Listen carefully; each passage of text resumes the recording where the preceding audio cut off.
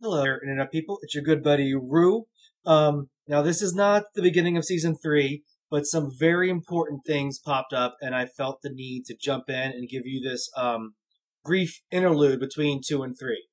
Mainly because I have to apologize for something, and I hope that through other recommendations I can make up for it. Let's jump right in, and I feel really, really bad about this. Doomwar, number 6.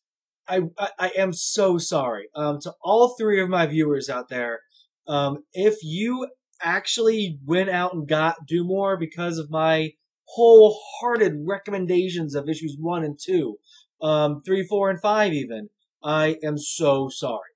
Yes, 1 and 2 were nearly perfect.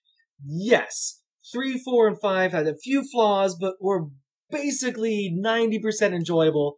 And yes, there is no way on God's green earth I or anybody should have been able to predict the utter and complete crap that issue 6, and therefore the end of the series, would turn out to be.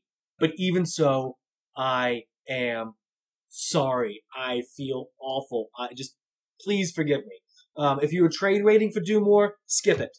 This book ends, the storyline for Doomwar, it ends so poorly. I was physically upset with the book when I threw it, I literally, boom, threw it across the room when I finished reading it. That's how angry I was.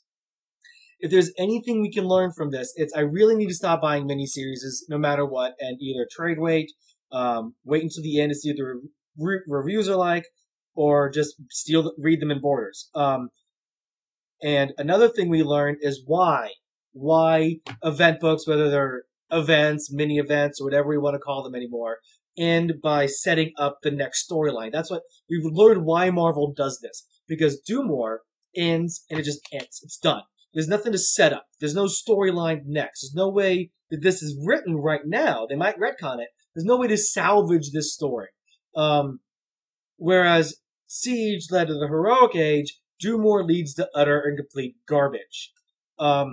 I highly doubt, outside of a Black Panther book or anything written by Jonathan Mayberry, whatever his name is, I don't fucking care anymore. I don't care anymore. Sorry, Super. That the consequences of Doomwar will ever be talked about again. If they are, people are going to be confused because nobody read this, and retroactively, nobody should have. And yes, there are some things outside of Black Panther and even Doom that matter in this book, but it happened so horribly that, in my opinion, nobody should care. Again, I'm sorry about that. So hopefully the next couple things I recommend will make up for it. And first of all, we start off with the classic G.I. Joe trades being put out by IDW. I got volumes 1 right here, 2, and I'm halfway through the 3rd volume, and I've already ordered the 4th. These are so good. My buddy Jude Terror over at the Outhouse, who is actually famous for always being wrong, recommended these to me, and then some other people said, yeah, Jude might not be wrong this time.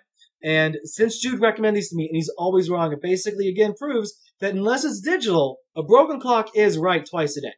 Not only are these great, and I never read these initially. These are the original Marvel ones from 20 years ago, from the 80s. I didn't read these when they were coming out. These are great not only for nostalgic value of, it reminds me of the cartoon, that if you do buy these, throw the cartoon out of your mind. These are so much better, and from issue to issue, things matter. It's not like a standalone cartoon. Not only nostalgically are these great, but just the way they tell the story, the way that, for children, again, this was back when comic books were written so kids would actually read comic books.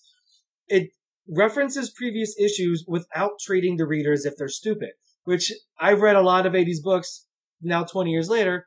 That's a feat in itself, not treating your comic book audience as if they're dumb. Some of the other things that are really kind of funny about, and yeah, seriously, I just read, what is it, issue 21? That is the famous silent issue, Snake Eyes. It took me longer to read that silent issue than it did for me to read all of Giant Size Old Man Logan, which was basically all splash pages in silence. That's how good that one story was. Again, it's 22 pages, 1980s. You don't expect that high of quality, yet it's there.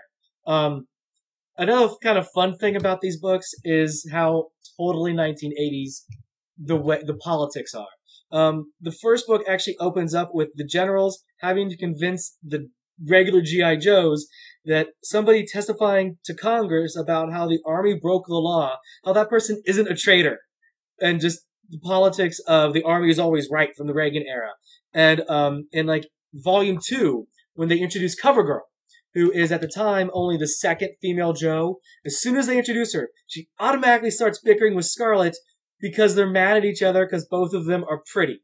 I am not kidding. The gender roles sometimes in these books, the misogyny is just hilarious. Again, it's written for the times. You can't be mad at anybody, but it's actually really kind of funny. They're like 13, 15 on Amazon, 13, 15 bucks for 10 comic books. Good quality paper. And see, I've read 3 of them. This isn't like Doomwar where I didn't read to the end. I've read so far almost 3 of these. I've been told to stop around volume 8. That's when it starts getting kind of not really good. But so far, Classic G.I. Joe, volume 1, 2, and 3.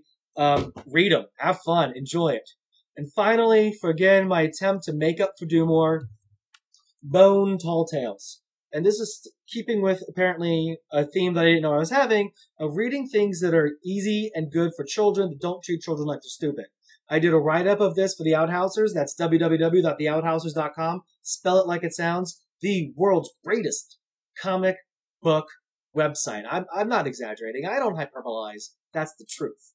I'll just, basically, and I'm reading from my review of this because it really is this kind of, in a day and age where comic books that can be marketed as all ages or even tagged as all ages have rape scenes, have scenes where somebody tosses a baby out of a window to its death, and some of the most gruesome, violent scenes I've seen outside of a Saw movie. And yeah, that last one, Invincible. There are some parts of Invincible like this is all ages. In a day and age where all that happens, Jeff Smith, thank God for you. You remind us that just because you don't need to be gritty to be entertaining, you don't need to be vulgar to be funny, and you don't need to stuff a lady in a fridge to prove that you're a bad guy. You're able to do all these things and tell a great story for a kid. Like this one's put out by Scholastic. For kids, grades 4 to 8 is who this is meant for. That not only will entertain kids, but also I got a kick out of it. I smiled the entire time I was reading this. My only real complaint about this book is I don't have any kids. I have nobody to read this to. If you grew up or if you read Bone, the initial series, which is one of the things I always recommend, who is like, people ask me, hey, how do I get my girlfriend? How do I get my friend? How do I get somebody into comic books? Give them Bone. It's a great story that is appropriate for everybody. Bone initially is an adventure story that happens to be child friendly. Tall Tales is a kid's book that happens to be okay for adults. This is it. This is it for the interlude.